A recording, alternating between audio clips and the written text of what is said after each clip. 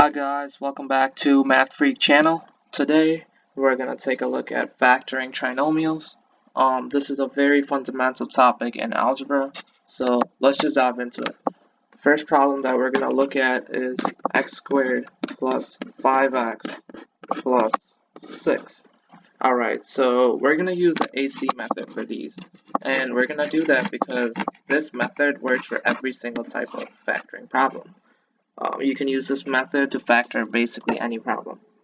Alright, so what the AC method is, so we have this term as A, this is B, and this is C. And you have to look at the coefficient on the first term, which in this case is a 1, imaginary 1. And what we can do is we can multiply this 1 by the C term, so that's why it's called the AC method. Because you multiply A times C, the coefficients on that. So let's just do it. 1 times 6 is equal to 6, and now we have to find a pair of numbers that multiply to 6 and adds to the B term, the middle term, which is 5 in this case. So let's go through the numbers. So we have 1 times 6, which is equal to 6, but it doesn't add up to 5, it adds up to 7. Alright, so let's do 3 times 2, which is equal to 6, and it also adds to 5, because 3 plus 2 is equal to 5. So we know this checks all the boxes. Alright, so we're going to do x plus 3. So the first, this number, and then we're going to do the positive 2, so x plus 2. And that's how you will factor this first example. And if you want to check your answer, what you can do is you can distribute these two together, and you should be able to get back to this term right here. So let's just do it. So we're going to have x squared plus 2x plus 3x plus 6. And then you can combine these two terms. So it'll be x squared plus 5x plus 6, which is the same as this term. Alright, so let's move on to our next example.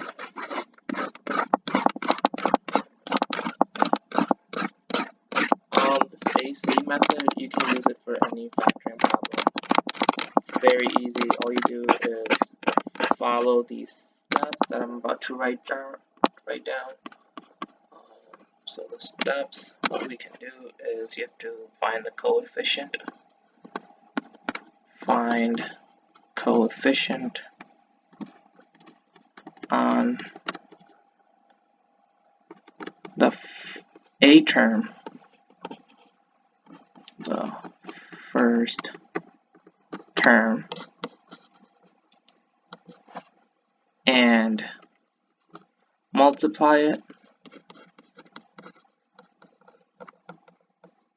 with the third term.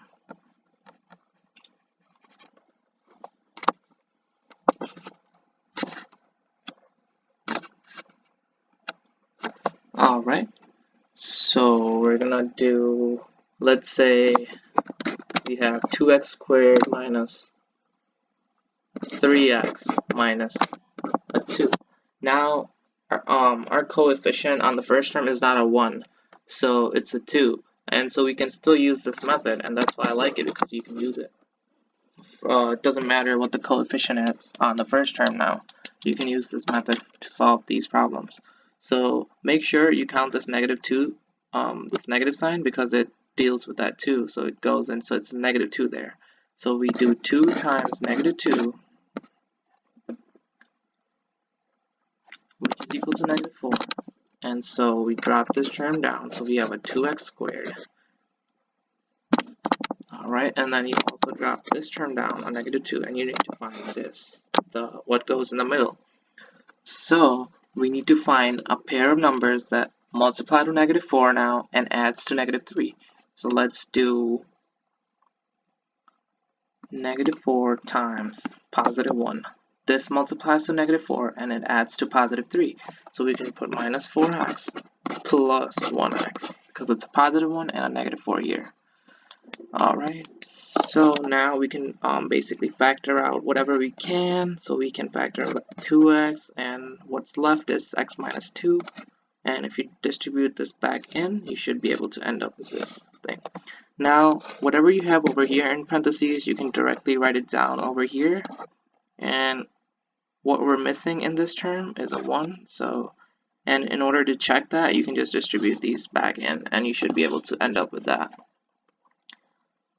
Right? So your final answer in this case would be x minus 2 and 2x plus 1. This 2x plus 1 comes from this plus 1 from this term.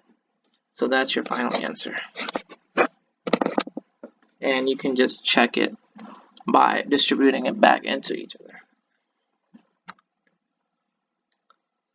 Alright, so let's do one more problem. So as you saw in the previous example I used the first step, and then so this is the first step. So let me just write down the second step right here real quick. So the second step is, after you multiply A and C, now you have to find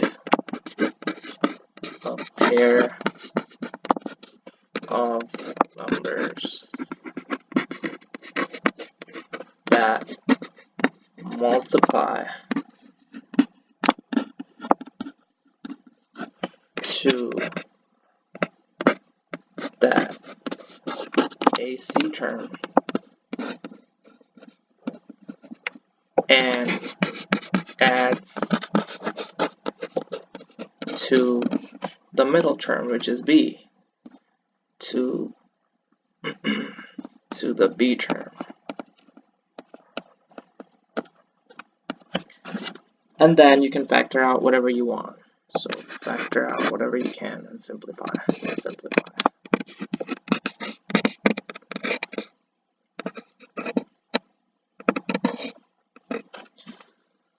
Alright, so let's just do one more problem.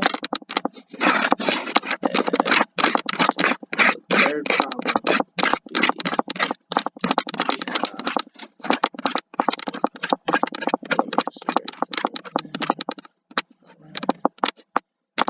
so the third problem is 8x squared minus 10x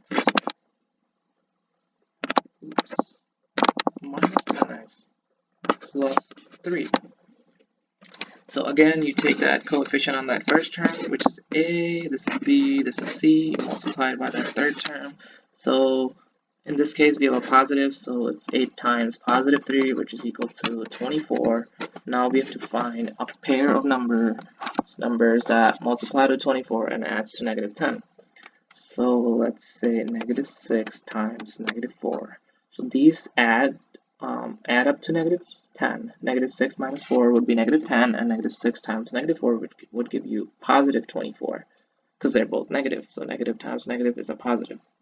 So we can drop this term down. We have 8x squared, and make sure you also carry that x squared with the 8, because it's a whole term that drops down, minus 6x, which is this, minus 4x. They're both minus because these are both negative. And then you can drop that term down, so it's a positive 3, and then you can combine these and factor out whatever you can. So in this case, I see that I can factor out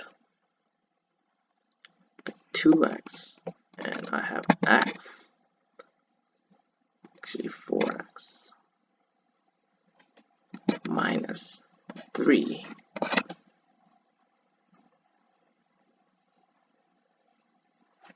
Right, and then I can write that down over here, 4x minus 3, and then what we're missing here is a negative 1, and you should be able to get back to this if you distribute these two in.